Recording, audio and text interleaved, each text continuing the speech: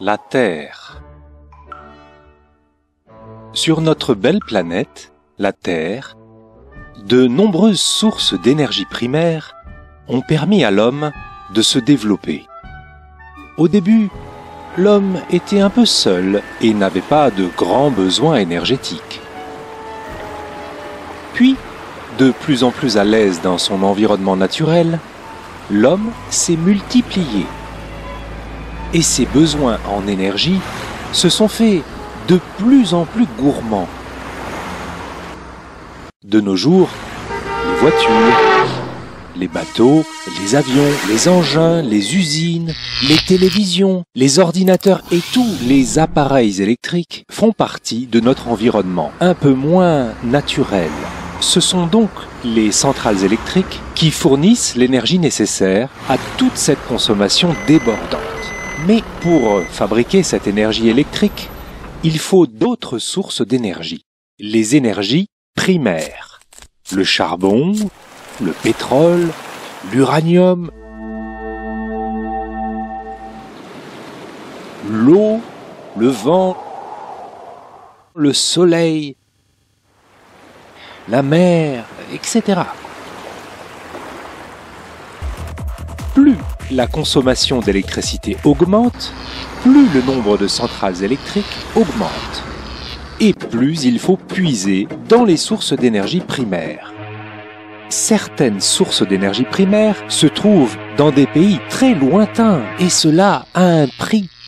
Ces sources d'énergie fossile polluent notre atmosphère quand on les transforme en électricité. Cela laisse des traces. D'autres sources d'énergie, les énergies renouvelables, par contre, sont disponibles tout à côté. C'est donc bien pratique. Mais souvent, on les néglige car elles sont nouvelles et elles coûtent très cher, dit-on, à exploiter au départ. Cependant, les énergies fossiles deviendront un jour si rares et si chères à leur tour que l'homme, qui réfléchit intelligemment, devra bien s'intéresser à ces énergies renouvelables qui ne sont pas si nouvelles ni si chères et qui ne polluent pas.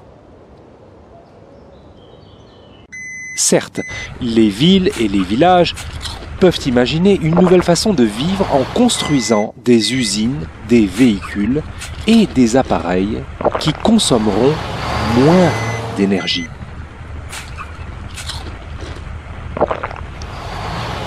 Cependant, l'homme, dans sa petite vie bien tranquille, peut aussi sauver la planète. Il y a des tas de gestes auxquels on ne pense même plus. Éteindre la lumière,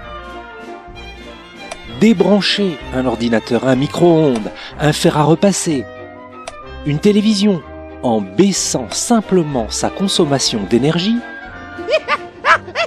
l'homme ferait baisser sa facture, mais plus intelligemment, il sauverait la planète.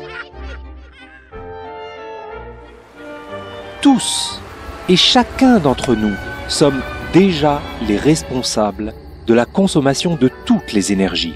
Alors, saurez-vous faire les bons gestes pour préserver notre belle planète, la Terre ?